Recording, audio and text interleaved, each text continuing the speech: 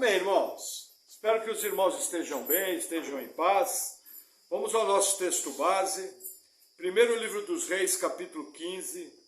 O versículo 1 diz assim: E no 18º ano do rei Jeroboão, filho de Nabate, Abias começou a reinar sobre Judá. Até aqui. Vamos orar pela palavra. Senhor, obrigado por tua palavra. Eu oro em nome de Jesus pedindo que o Senhor venha me capacitando a transmitir a palavra de maneira bíblica e que eu seja um instrumento para a edificação da tua igreja. Vem com o teu poder, em nome de Jesus. Amém. Amém, irmãos. Vamos continuando as nossas histórias dos reis de Judá e de Israel. Aí na nossa última palavra, o rei Roboão, filho de Salomão, neto de Davi, morre. E no seu lugar, seu filho Abias vem a reinar. Ele era o preferido, ele era filho de Maaca, que era filha de Absalão. Ela era a mulher que era a paixão da vida de Roboão. Roboão organizou seus filhos nas principais cidades, nas principais fortalezas, mas o que era preferido dele para reinar era Abias. E assim aconteceu. E a narrativa continua, versículo 2. E reinou 3 anos em Jerusalém, e era o nome da sua mãe Maaca, filha de Absalão. E andou em todos os pecados que seu pai tinha cometido antes dele. E seu coração não foi perfeito para com o Senhor seu Deus, como o coração de Davi seu pai.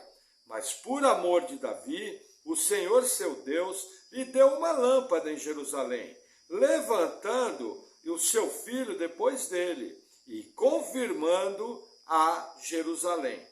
Porquanto Davi tinha feito o que era reto aos olhos do Senhor, e não se tinha desviado de tudo quanto lhe ordenara em todos os dias da sua vida, senão só no negócio de Urias, o heteu. E houve guerra entre Roboão e Jeroboão todos os dias da sua vida. Quanto ao mais dos atos de Abias e tudo quanto ele fez, porventura, não está escrito no livro das crônicas dos reis de Judá?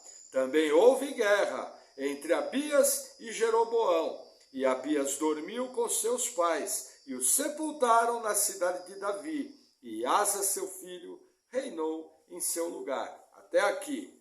Veja, qual é o intuito do livro de Reis e do livro de Crônicas? É falar para um povo que está no exílio. Esse povo, no exílio, está debaixo do juízo de Deus. E por quê? Por causa da desobediência da lei de Moisés. O que o escritor está querendo mostrar? Olha, vocês estão aí porque reis ímpios desobedeceram a aliança. E o povo seguiu atrás. E a consequência veio. O reino do norte, Israel, vai ser riscado do mapa. E o reino do sul, 150 anos depois, vai ser levado para o exílio na Babilônia, para cumprir as consequências da desobediência da lei. Então a ênfase desse livro sempre vai ser assim: e fulano desobedeceu, e fulano obedeceu. O que eles colocam aqui? Uma informação importante. Do ponto de vista religioso, olhando de uma maneira ampla, a grande transgressão de Davi foi no caso de Urias, primeiro marido de Batseba. Esse foi o grande pecado da vida de Davi. Mas em relação à prática religiosa, Davi era extremamente obediente. Por isso, Deus fez uma aliança incondicional com Davi e garantiu que no trono de Judá sempre haveria um descendente de Davi. Isso se cumpriu de maneira física, com todos os descendentes de Davi, e isso se cumpriu de maneira espiritual, com o principal descendente, que é Jesus Cristo, nosso Deus e Senhor. Jesus hoje já reina no céu. O seu trono está à direita de Deus Pai Todo-Poderoso. Efésios 2, versículo 20, fala que ele foi colocado acima de todo principado, de toda potestade, não somente no presente século, como no porvir. Porém, Jesus vai vir um dia e após o Armagedon ele vai estabelecer seu reino. E a partir de Jerusalém, o trono de Davi vai ser colocado lá e ele vai reinar eternamente. E nós estaremos juntamente com ele. Um outro fato importante que eu acabei me esquecendo de falar na outra palavra foi o seguinte: como que essas informações chegaram nas mãos do escritor de Crônicas e Reis? A gente vê o livro das Crônicas dos Reis, a gente vê o livro do profeta Ido, a gente vê o livro do profeta Semaías. O que nós entendemos? Que vários profetas registraram o acontecido. E esses registros chegaram na mão do escritor de Crônicas e do escritor de Reis. E aí, de maneira inspirada, aquilo que era da vontade do Espírito Santo de colocar na Escritura, foi levantado através desses livros que nós conhecemos e de outros livros. A Bíblia fala, por exemplo, do livro de Jasher. Existe hoje uma cópia do livro de Jasher, mas nós não temos certeza se é um livro original ou se é um plágio. Mas a certeza que nós temos é que existe toda uma fonte de informações que foi usada pelos escritores bíblicos para o cânon ser feito. Por exemplo, o evangelista Lucas. O evangelista Lucas nos dá a única datação firme do Novo Testamento. E qual é ela? A primeira coisa que ele fala, nos dias de Quirino, que era um governante da região da Síria e Jerusalém. Que outra informação que ele nos dá? No 15º ano de César Tibério. Então nós sabemos que o 15º ano de César Tibério ocorreu entre 26 e 27 depois de Cristo. Da onde Lucas tirou essa informação? Da literatura secular. Então não existe problema com isso, porque aquilo que Deus quer efetivamente colocar de maneira inspirada na Escritura, ele tira dessas fontes e ele coloca na Escritura. Da mesma maneira o livro de Gênesis, da mesma maneira Êxodo. Existe muito material extra-bíblico que foi usado. Agora, o que eu tenho que entender? Eu tenho que entender que livro inspirado é apenas o cânon, 66 livros. Os outros podem ser livros históricos? Sim. Pode conter verdades? Sim. Não tem problema nenhum. Porém, não são inspirados, então não podem ser usados como doutrina. E por que isso é importante? Porque hoje em dia eu faço muitos estudos, então eu percebo que se faz um uso muito grande de livros apócrifos. E é um perigo, porque nós não sabemos nem a origem, e todos eles contêm problemas teológicos graves. Embora existam livros apócrifos, que o próprio Jesus citou. Aí o que nós entendemos? Aquela parte do livro apócrifo que está na Bíblia foi inspirada, foi colocada e validada na Bíblia. O demais é informação paralela. Entendeu? Que eu uso de maneira alegórica. Não devo recorrer em relação a isso. Amém? Que mais que o texto nos fala? O texto nos fala que Abias, ele continuou na desobediência de Roboão, seu pai. O que ele fez? Todas as práticas que aconteciam em Judá, ele manteve. Ele não moveu uma palha. Continuou-se com o culto no templo, mas continuou-se com a corrupção espiritual. Quando a gente olha o livro de Reis, você fala, nossa, Abias foi um péssimo rei. Não aconteceu nada de bom. O livro de Reis só fala esses 8 versículos. Agora veja que interessante, lembra que quarta-feira nós começamos a estudar Crônicas junto? O livro de Crônicas já nos dá uma narrativa muito maior e muito mais completa. E aí a gente tem uma ideia clara do que Abias fez nos seus 3 anos em que ele governou Judá. Vamos estar abrindo? 2 Crônicas, capítulo 13. O cadeado do portão está trancado.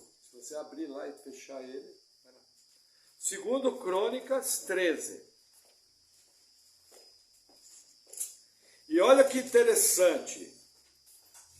O escritor de Crônicas vai falar um monte de coisa boa de Abias. E aí você fala, nossa, pastor, não entendi nada.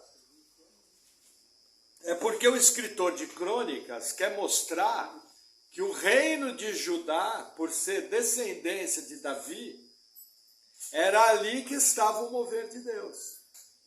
Então a ênfase de Crônicas é colocar as coisas boas que foram feitas. Ele cita algumas coisas ruins, cita. Mas a grande ênfase é falar das coisas boas. E olha que interessante. 2 Crônicas 13, versículo 1 diz assim. No ano 18º do rei Jeroboão, Abias começou a reinar sobre Judá. 3 anos reinou em Jerusalém. E era o nome da sua mãe Micaia, filha de Uriel de Gibeá, e houve guerra entre Abias e Jeroboão. E Abias ordenou a peleja com um exército de valentes guerreiros, 400.000 homens escolhidos, e Jeroboão dispôs contra ele a batalha, com 800.000 homens escolhidos, todos homens corajosos. Até aqui. Olha que interessante. Crônicas já nos dá uma informação a mais. Quem era o avô de Abias? É uma informação a mais. Você vê uma pequena diferença no nome. A primeira narrativa era Maaca. Essa daqui a narrativa é Micaia. Mas são sinônimos, é questão linguística. Isso aí não importa, entendeu? Está falando da mesma mulher. Só que aí o que acontece? Reis falou que houve guerra entre Abias e Jeroboão. Só isso. Só que quando a gente vem para Crônicas, não foi qualquer guerra. Abias comparece com um exército de 400.000 homens. E Jeroboão comparece com um exército de 800.000 homens. Para vocês terem uma ideia, esses 2 exércitos juntos dá praticamente a população de Londrina, no Paraná, que é uma grande cidade, para você entender a quantidade de gente que foi envolvida. E não foi qualquer exército, foi um exército escolhido a dedo, homens valorosos, guerreiros de primeira. Foi uma guerra terrível. E aí a narrativa vai continuar. Versículo 4. E pôs-se Abias em pé, em cima do monte de Zemaraim, que está na montanha de Efraim, e disse, ouvi-me, Jeroboão e todo Israel, porventura, não vos convém saber que o Senhor Deus de Israel deu para sempre a Davi a soberania sobre Israel, a ele e a seus filhos, por uma aliança de sal. Contudo, levantou-se Jeroboão, filho de Nebate, servo de Salomão, filho de Davi, e se rebelou contra o seu senhor. E ajuntaram-se a ele homens vadios, filhos de Belial, e fortificaram-se contra Roboão, filho de Salomão, sendo Roboão ainda jovem e tenro de coração, e não lhes podia resistir. Até aqui, olha que interessante. Abias não tinha um coração inteiro para Deus. Mas Abias sabia da aliança com seu bisavô Davi. E quando ele chega na área de batalha, ele faz uma proclamação. Ele fala, olha, você precisa saber o seguinte. Deus de Israel fez uma aliança com meu avô. E ele garantiu que sempre haveria alguém no trono.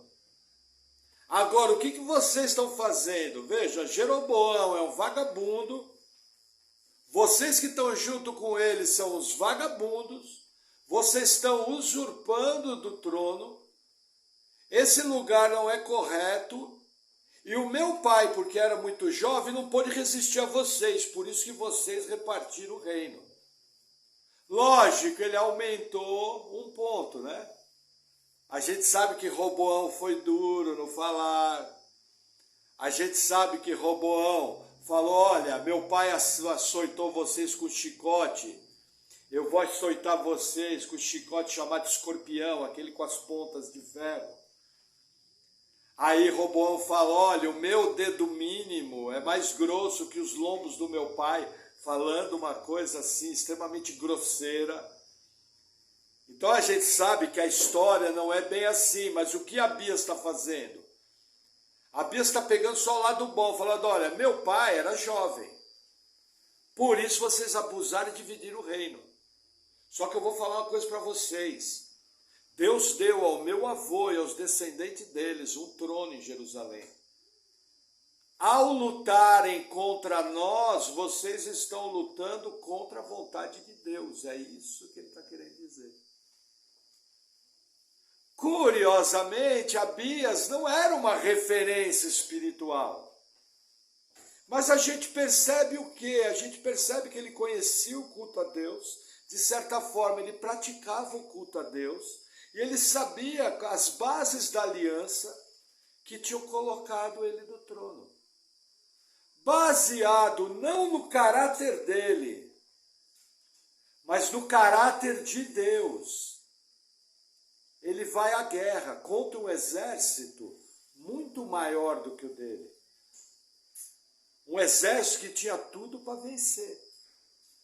A gente percebe que Abias, mesmo tendo todo defeito, mesmo tendo contaminações espirituais, Abias confiava em Deus. E é nessa confiança no caráter de Deus, essa confiança na bondade de Deus, que vai dar a vitória para Abias. Olha o que vai acontecer. Versículo 8. E agora, julgais que podeis resistir ao reino do Senhor, que está na mão dos filhos de Davi, visto que sois uma grande multidão, e tendes convosco os bezerros de ouro que Jeroboão vos fez para deuses. Não lançaste vós fora os sacerdotes do Senhor, os filhos de Arão e os levitas, e não fizestes para vós sacerdotes, como os povos das outras terras. Qualquer que vem consagrar-se com um novilho e 7 carneiros, logo se faz sacerdote daqueles que não são deuses. Porém, quanto a nós, o Senhor é nosso Deus, e nunca o deixamos. E os sacerdotes que ministram ao Senhor são filhos de Arão, e os levitas se ocupam na sua obra, e queimam ao Senhor cada manhã e cada tarde holocaustos, incenso aromático, como os pães da proposição sobre a mesa pura, e o candelabro de ouro, e as suas lâmpadas para se acenderem cada tarde, porque nós temos cuidado do serviço do Senhor nosso Deus, porém vós o deixaste, e eis que Deus está conosco, à nossa frente, como também os seus sacerdotes, tocando com as trombetas, para dar alarme contra vós, ó filhos de Israel. Não pelejeis contra o Senhor Deus de vossos pais, porque não prosperareis. Até aqui, olha que interessante. A informação que nós temos aqui é o seguinte: o culto no templo continuava perfeito. Do ponto de vista religioso, o culto no templo continuava seguindo fielmente a lei de Moisés. Eram os levitas, os descendentes de Arão, eles faziam todo, fecha para mim, eles faziam todo o serviço do templo. Eles faziam toda a troca que tinha, tudo aquilo que tinha que ser feito. Do ponto de vista religioso, em questão da lei de Moisés, Abias continuou mantendo o culto. Qual foi o erro dele? Ele não eliminou a parte pagã do culto. Por isso que o livro de Reis critica Abias. O que nós percebemos? Isso até vai ser uma das aplicações que nós vamos ter. Veja, hoje em dia, você vê muitas igrejas que usam Bíblia, usam hinos bíblicos, fazem tudo certo na Bíblia. Só que elas acrescentaram coisas ao culto. Acrescentaram superstições. Acrescentaram crendices populares que não fazem parte do culto cristão. E isso desagrada ao Senhor. São salvos? Sim. Quem nasceu de novo é salvo. São nossos irmãos? Sim. Porém, existe muita gente bem intencionada, muita gente boa, que infelizmente está sinceramente enganado, adicionando coisas ao culto que não fazem parte. E isso não agrada o Senhor. Porém, como foram alcançados pela graça, Deus é fiel à sua aliança. É o caso de Abias aqui. Está tudo em ordem com o culto. Está tudo perfeito. Inclusive, perfeito num nível que Abias fala o seguinte: ó Israel, não vem contra mim porque vocês estão lutando contra o reino de Deus. Porque enquanto vocês expulsaram todos os descendentes de Arão, vocês expulsaram todos os levitas, e qualquer um que vem aí com 7 carneiros e um bode fazer qualquer sacrifício, vocês põem como sacerdote, nós aqui mantivemos o culto ao Senhor verdadeiro. Curiosamente, é em cima disso que Abias está fincado. Curiosamente, é em cima disso que Deus vai dar a vitória a Judá. A gente vê muitas semelhanças entre outras guerras que aconteceram, entre o povo de Deus e inimigos mais poderosos. E Deus, fiel à sua aliança e fiel à promessa que fez a Davi, Deus deu a vitória ao povo. Veja, isso acontece conosco. Embora Deus sempre seja fiel, nós nem sempre somos fiéis. Várias vezes nós somos infiéis. Várias vezes o nosso compromisso se afrouxa. Várias vezes a gente abaixa o preço. Mesmo assim, o Senhor não remove a sua graça. O Senhor não nos lança fora.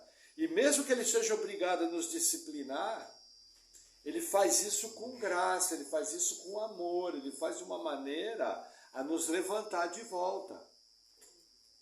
São as mesmas situações. A grande ênfase aqui é isso. Abias só não prosperou mais porque ele tinha que ter limpado toda a contaminação. Existem crentes que não prosperam mais na vida espiritual porque estão permitindo contaminação na sua vida, que deve ser eliminada. Amém? Vamos avançar mais um pouco, versículo 13.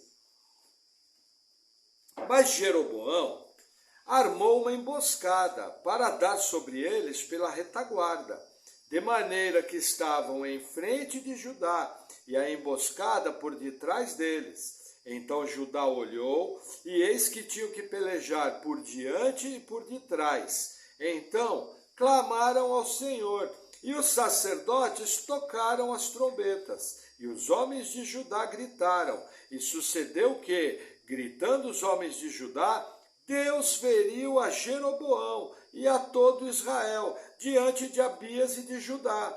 E os filhos de Israel fugiram diante de Judá, e Deus os entregou na sua mão, de maneira que Abias e o seu povo fizeram grande matança entre eles, porque caíram feridos de Israel, 500.000 homens escolhidos, e foram humilhados os filhos de Israel naquele tempo, e os filhos de Judá prevaleceram, porque confiaram ao Senhor Deus de seus pais. E Abias perseguiu Jeroboão e tomou-lhes as cidades, a Betel com os lugares da sua jurisdição, e a Gesana com os lugares da sua jurisdição, e a Efron com os lugares da sua jurisdição. Vamos fazer uma pausa aqui. Olha que interessante. A Bíblia fala que foram derrotados 500 mil de homens, povo de Deus, israelitas de nascimento, pagaram com a vida. Por quê? Porque o seu rei trouxe um culto completamente pervertido. O que Deus está fazendo aqui?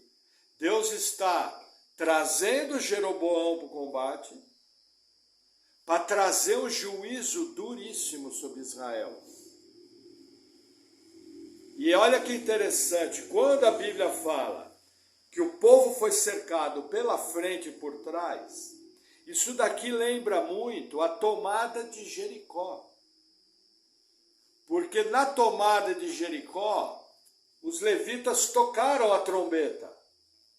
E quando eles tocaram a trombeta, logo na sequência o povo gritou. E quando o povo gritou, as muralhas caíram. Entenda, o que o escritor de Crônicas está fazendo é como se fosse uma fotografia do que aconteceu na tomada de Jericó com essa vitória do rei Abias. O que ele está querendo lembrar? Olha, lá em Jericó, o povo obedeceu. E Jericó era uma das cidades mais fortalecidas da região. E Deus entregou as muralhas de Jericó, que eram intransponíveis. Quando os levitas tocaram a trombeta e o povo gritou, elas ruíram e o povo tomou a cidade.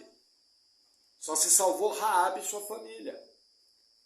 Está percebendo a didática do escritor de Reis? O que o escritor de Reis está de Crônicas, perdão, o que o escritor de Crônicas está falando? Falando, olha, da mesma maneira que o povo obedeceu e Jericó foi tomada, da mesma maneira o povo aqui obedeceu e venceu o outro povo desobediente. Gente, 500 mil de pessoas morreram. E olha que curioso, uma assinatura de Deus, aonde que era praticado o culto corrompido de Israel. Ao norte, na tribo de Dan, tinha um bezerro. E ao sul, na cidade de Betel, tinha outro bezerro. Betel tem uma simbologia enorme para o povo judeu, porque foi em Betel que o patriarca Jacó dormiu com a cabeça sob uma pedra e teve um sonho de uma escadaria onde subiam e desciam anjos. Quando ele acordou, ele percebeu que ele viu o reino espiritual, ali ele fez um altar. Betel tem uma importância, lembrando dos patriarcas. Percebem todos esses elementos? Sabe mais ou menos quando você está passando uma crise de fé? Tudo bem? Sabe quando você está passando uma crise de fé? E de repente o Senhor, para te trazer para a igreja, Ele te relembra de coisas boas. Você está desanimado, você está passando por problemas. De repente você se lembra, puxa, Deus fez tal coisa. Assim que você lembra as coisas boas que Deus fez, você se anima e vai para a igreja. E Deus começa a agir na sua vida. É o que está acontecendo aqui. Nós precisamos sempre estar lembrando as coisas boas que Deus faz, as vitórias que Deus nos dá. Porque nos momentos de crise, elas são combustível para que eu me mantenha de pé, para que eu avance, para que eu continue na caminhada, porque existem fases de ânimo e desânimo. Quando eu estou animado, eu tenho que colocar o pé no acelerador. Quando eu estou desanimado, eu tenho que trazer à memória, como diz o apóstolo Paulo, aquilo que me dá alegria. É muito importante, de tempos em tempos, você estar lembrando as boas dádivas do Senhor, aquilo que Deus já fez, aquilo que Ele já atuou, o milagre da sua salvação. Porque é baseado em cima dessas coisas que nós vamos estar retomando a normalidade da vida espiritual e avançando um pouco mais. O escritor de Crônicas está nos mostrando isso. Olha, lembra das coisas boas. Lembra daquilo que Deus fez. O mesmo Deus que fez naquela época vai fazer agora. Da mesma maneira que o escritor de Crônicas, de maneira habilidosa, está falando o seguinte: olha, o povo desobedeceu. Deus fez com que morressem 500 mil de pessoas. Dos povos pagãos, não. Descendentes de Abraão, o povo dele. Isso aqui é muito forte. Mostrando aquele equilíbrio, o Deus do amor e o Deus do juízo. O Deus do amor e o Deus do juízo. Esse doce equilíbrio. Tudo isso temperado com a misericórdia e pela graça. Porque ele podia ter matado os 800 mil. Tranquilo, ele é Deus.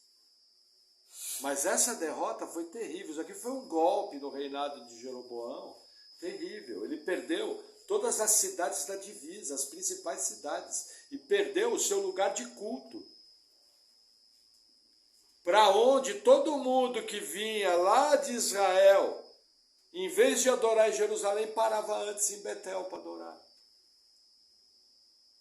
Percebe as assinaturas que Deus deixa? Sabe quando acontece alguma coisa com você?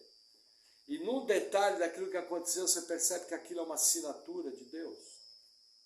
Uma frase, uma situação. E você percebe e fala: opa, Deus está falando comigo. O que é importante quando Deus fala conosco? É o que o escritor de Crônicas está falando. Obedecer. Qual é o problema? Hoje em dia as pessoas não obedecem. Hoje em dia nós vivemos uma geração de crentes muito indolentes, que procuram viver o seu cristianismo à sua própria maneira. Não existe cristianismo vivido à própria maneira. Só existe uma forma de viver cristianismo, é a forma bíblica. Muitas vezes Deus está falando conosco e nós, de maneira rebelde, obstinada, não estamos ouvindo. Hoje em dia, isso é mais comum do que você pensa. Muitas pessoas frequentam igreja, mas criaram o próprio culto a Deus, que é o problema do Jeroboão. Ele ainda achava que era povo de Deus. Afinal, o nome era Israel, mas o culto era próprio. Por causa disso, só nessa batalha, 500 mil de homens morreram, homens escolhidos a dedo. A Bíblia é clara, os melhores homens. É uma outra assinatura de Deus. Deus deu a vitória contra um exército espetacular. E aí, encerrando o texto, versículo 20, e Jeroboão não recobrou mais o seu poder nos dias de Abias, porém o Senhor o feriu e morreu. Abias, porém, se fortificou e tomou para si 14 mulheres e gerou 22 filhos e 17 filhas. Os demais atos de Abias, tanto os seus caminhos como as suas palavras, estão escritos na história do profeta Ido. Até aqui. Olha que interessante, a narrativa de Crônicas não economiza palavras boas para falar de Abias. E isso foi registrado no livro do profeta Ido. Essa é a fonte do escritor de Crônicas. Entendeu? E olha que interessante, Deus deu um golpe duríssimo contra Jeroboão para derrubar. O poder de Jeroboão foi minado. O golpe foi fatal. Não bastasse isso, Deus fere Jeroboão e o mata. Às vezes nós temos dificuldade com isso, mas o Deus da Bíblia é esse. No Novo Testamento, Herodes foi falar e aceitou a glória de Deus, Deus o feriu e matou. Percebem? O autor da vida é também dono da vida. E nós só estamos vivos e de pé porque Ele está nos mantendo assim. Mas eu tenho que parar para pensar como que eu tenho vivido a minha vida. E dentro dessas aplicações que a gente faz aqui, gente, eu acho que o maior ensino desse capítulo aqui, deixa eu tomar um gole de água. Essa questão da mistura religiosa. Chega um determinado momento, veja, a primeira coisa, o que eu percebo? Nós somos levados a evangelizar pessoas, correto? Muitas vezes, como você faz isso? Você faz de maneira simples. Ô fulano, vamos lá na igreja. Esse é o evangelismo mais simples que tem. Ó, você está precisando ir para a igreja. Quantas centenas de milhares de vezes nós já repetimos essa frase? Todos nós aqui. Entendeu? Aí o que acontece? Esse é o primeiro passo. Aí a graça de Deus começa a operar na minha vida. Aí eu começo a me enxergar como Deus me vê. Aí eu começo a enxergar os meus defeitos, aí eu começo a enxergar como eu estou longe dos caminhos de Deus. Até que num determinado momento um milagre acontece. E acontece o novo nascimento, eu vou nascer da água e do Espírito, sou regenerado, e a consequência disso é eu amar Deus. A partir dali estou salvo? Sim, porque a obra é de Deus. Mas a partir dali começa uma caminhada. Sabe, se a questão é salvação, gente, entenda, quem é nascido de novo está com o passaporte carimbado, Nova Jerusalém. Ninguém tira. Se você é nascido de novo. Entendeu? Agora, ao nascer de novo, começa uma caminhada. Mais ou menos é como eu gosto de explicar. Veja, você foi matriculado na escola. O curso está pago. Mas agora você vai ter que estudar e passar de ano. A vida eterna foi paga. Não há nada que você possa fazer, mas juntamente com ela vem todo um pacote de vida cristã. E aí é que entra o problema, principalmente na igreja brasileira. Por quê? Porque eu quero estabelecer o meu culto a Deus. Eu quero fazer da minha maneira. O que eu estou tentando mostrar para vocês é o seguinte: Deus não aceita qualquer forma de culto. Para de se iludir. Veja, Deus até aceita, por exemplo, os queridos irmãos pentecostais. Muitos deles gostam de ter um cabelo comprido, de ir para a igreja de terno, as mulheres de usarem saia. Eu preciso disso para ser salvo? Não. Mas Deus permite? Permite, porque é um gosto daquele grupo. Aquilo não interfere. Entendeu? Eles não estão criando uma religião. Agora, se eu passo a confiar naquilo para ser salvo, que para ser salvo eu preciso fazer aquilo, eu começo a ter um problema teológico. Eu começo a entrar num caminho perigoso. Percebem? Porque eu não posso ser salvo através de obras. Eu não posso ser salvo através do mérito próprio. Deus não divide glória. A glória da nossa salvação é dele. O seu papel na salvação foi entrar com o pecado. O papel de Deus foi entrar com a graça. Percebem? Agora, qual é o problema? O problema nosso não é a roupa.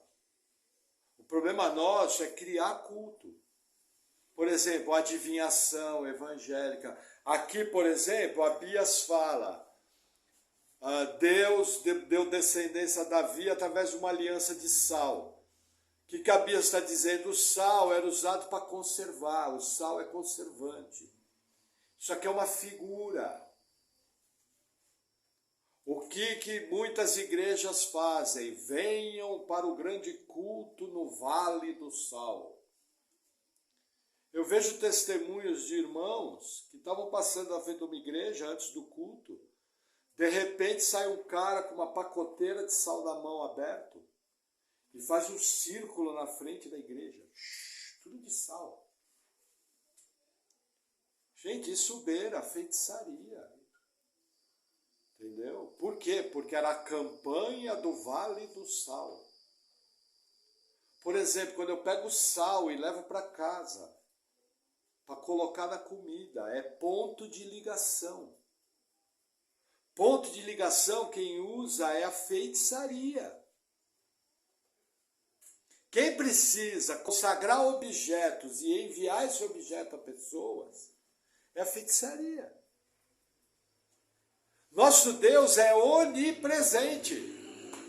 Quando eu abro minha boca para orar em casa, Ele está comigo. Muitas vezes me carregando no colo, principalmente quando o sofrimento é grande. Estou nos braços dele. Entendeu? Por exemplo, tem um pastor que eu sigo ele, gosto muito dele, mas ele, para mim, tem uma prática errada, de colocar o copo d'água para orar. Porque o copo d'água é ponto de ligação. Imagina o apóstolo Paulo, entendeu? Escrevendo para Timóteo: querido Timóteo, permanecei na sã doutrina e não esqueça de colocar o copo d'água para fazer oração. Percebe? Mistura. As práticas de cura interior que a gente vê, as práticas de libertação. Percebe? É uma linha muito fina. Antigamente, por exemplo, tem igreja que os irmãos gostam de usar véu. Os irmãos da Congregação Cristã do Brasil, os irmãos da Casa de Oração para Todos os Povos e outros grupos cristãos. Eles gostam de usar véu. A pergunta é, você usa véu por quê? Porque nós achamos que é certo e precisa usar véu. Só por isso? Só por isso. Fechou o hábito da igreja. Eu lembro uma época aqui, teve uns irmãos que começaram a vir na igreja de terno. E nós somos uma igreja bem descontraída. Eu deixei os irmãos à vontade. Da mesma maneira, se alguém quiser vir de saia, não tem problema nenhum. Entendeu? Desde que aquilo não seja voltado para a salvação. Por exemplo, essa semana eu estive num velório. E aí eu conversando com a pessoa, eu cheguei para ele e falei: meu amigo, você crê em Jesus? Ele falou: creio. Eu falei: Jesus para você é o quê? Porque ele me deu uma informação muito interessante. 10 pessoas que ele apontou, era tudo desviado da igreja. Ele falou: todo mundo aqui conhece a palavra. Eu não aguentei, vocês me conhecem, né? Eu não aguento, tem que falar. Começa a dar uma coceira aqui, assim, sabe? Aí eu comecei a conversar com ele. Falei: meu irmão, quem é Jesus para você? Jesus é Deus? Ele falou: é. Eu falei: você se enxergou pecador, se arrependeu dos seus pecados? Ele sim. Aí ele veio com aquela frase famosa: mas tem que obedecer. Quem já ouviu isso? Aí é uma obra. Vamos fazer o seguinte, vamos chegar lá no céu, na fila de entrada, eu e o irmão João. O irmão João feliz da vida que foi salvo. Aí vira para mim e fala: Mauricião, fomos salvos. Pela graça de Deus, a obra de Jesus. O que Jesus fez na cruz foi maravilhoso. Aí eu fecho a cara para o irmão João. Eu falo: irmão João, mas eu obedeci. De quem que é o mérito? É de Jesus, mas a minha obediência. Sabia que isso é uma forma de heresia? Sabia que isso inutiliza a obra da cruz? Você tem Jesus, o ladrão ruim que era bom e o ladrão ruim que era ruim. E aí você gera uma quarta cruz, as minhas obras, a obediência. Gente, eu obedeço não para ser salvo. Eu obedeço porque é um prazer, é porque eu sou salvo. A marca de quem nasceu de novo e tem segurança de salvação é obedecer. É uma marca, não é um mérito. É que nem perseverar até o fim. Eu persevero até o fim porque eu sou salvo. Eu não persevero até o fim para ser salvo. Senão a mesma coisa. Outra cotovelada, irmão João. Falar, irmão, é o seguinte, Jesus fez, mas eu permaneci até o fim. Olha o peitinho estufado. Ó. O mérito é de quem? Percebe? Isso é mistura. Quando eu começo a confiar na minha própria força, quando eu começo a confiar... Gente, não estou dizendo, ó, tem vezes que para acordar de manhã eu leio a Bíblia, eu vou por causa da disciplina. Tem vezes que para orar eu oro por causa da disciplina, que é o que tem que fazer. Tem vezes que eu vou fazer visita pastoral, porque é o correto o pastor fazer. Eu não ando o tempo inteiro 2 palmos do chão flutuando. Mas assim, quem me capacita a fazer essas coisas é a graça de Deus. Da mesma maneira você, quando você está com problema, quando você está desanimado, quando você está em crise, quando você não consegue viver a vida cristã que você quer viver. Mas não fique criando culto. É muito melhor falar para Deus, fala, Deus, eu estou num desânimo, que eu estou até desanimado com o meu desânimo comigo mesmo. Fala logo. Aí Deus, o que fala na Bíblia? Que Ele é especialista em fortalecer o fraco. Gente, você precisa do poder de Deus para viver a vida cristã. Você não precisa criar uma religião. Viva a vida cristã de maneira simples, mas confie no poder de Deus para tudo, para as coisas acontecerem. Você vai ter que exercer sua vontade? Vai. Você vai ter que lutar contra a sua natureza pecaminosa? Vai. Essa luta é diária? Sim. Mas a graça de Deus opera em nós, tanto o querer como o executar, o efetuar. É o Espírito Santo em nós. Gente, não tem como viver vida cristã sem o poder do Espírito Santo. Sem o poder do Espírito Santo, você vive uma religião que você vai até um ponto. Daquele ponto não passa, porque é impossível no esforço humano seguir. Qual é o problema nosso? A gente quer viver religião. E em vez de rasgar o coração para Deus e até falar, Deus, acho que nem salvo eu sou. Eu preciso do Senhor, eu preciso que o Senhor me salve. Senhor, aqui tem uma encrenca. Vem com o teu amor, vem com a tua graça sobre essa encrenca. O que Deus faz? Opa, começou a entender. Começou a compreender o meu evangelho. Quando você percebe que você não tem nada de bom a oferecer a Deus, você começou certo. Porque aí Deus vem, opera na sua vida, você nasce de novo, em consequência começa a amar a Deus, o Espírito Santo vem morar em você, e aí as boas dádivas começam a aparecer. Capacitados para toda boa obra. Enquanto você está tentando na pancada, no esforço próprio, criando religião, criando forma de culto. Nos negócios, por exemplo, existem princípios bíblicos para finanças. Na administração da família, não vai vir o anjo do plim-plim. Não. São relacionamentos. Veja, famílias são lugares onde pecadores vivem juntos.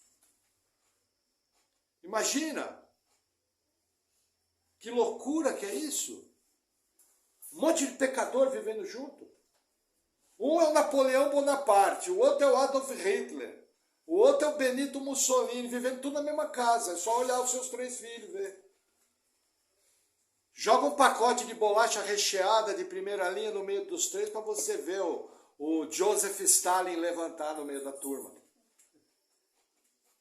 Simples assim. Quem é filho único aqui não sabe do que eu estou falando. Mas quem cresceu em casa com muita criança, não tem bolacha ruim, não tem refrigerante sem gás, não tem marca ruim, caiu na rede é peixe. Não é assim? Há muitos irmãos aqui, eu sei que vêm de famílias grandes. Entendeu? Mas sempre... Agora, quando eu pego os princípios de Deus para minha família e começo a praticá-los, a graça começa a operar. E as pessoas começam a ser transformadas. E a graça de Deus opera cada vez mais. E a harmonia e a paz de Deus começa a se instalar no meu lar. Sabe o que nós precisamos? Não é de religião, nós precisamos de Deus. Obedecer, seguir os princípios, praticar as verdades. O resto é Deus que faz. Se Ele manda fazer algo na Bíblia, veja, se você ouve uma palavra minha aqui, balança com a cabeça fazendo assim, mas você não tem a mínima intenção de praticar o que eu estou falando, você está enganando a quem? Para mim, se eu faço assim com a cabeça e não quero fazer, isso tem um nome. Estou mentindo para mim mesmo. Não é melhor ficar quieto e às vezes pensar, eita, bolachada gostosa? Melhor, falar, nossa, hoje a palavra falou comigo. Na exposição da palavra, o pastor falou um negócio que eu não faço e eu sei que eu estou errado. Aí você vai para casa conversando com Deus. Ô Senhor, aquilo ali está feia a coisa, hein?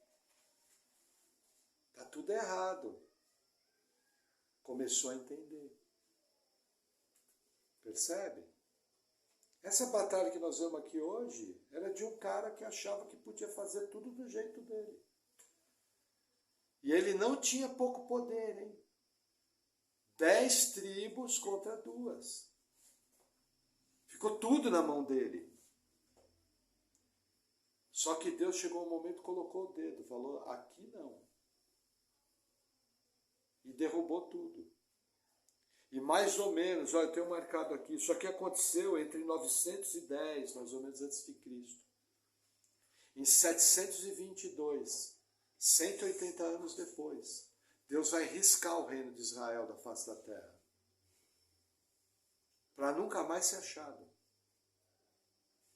Vai espalhar pelo mundo inteiro, por causa da desobediência deles, por causa da teimosia de servir a Deus da sua própria maneira.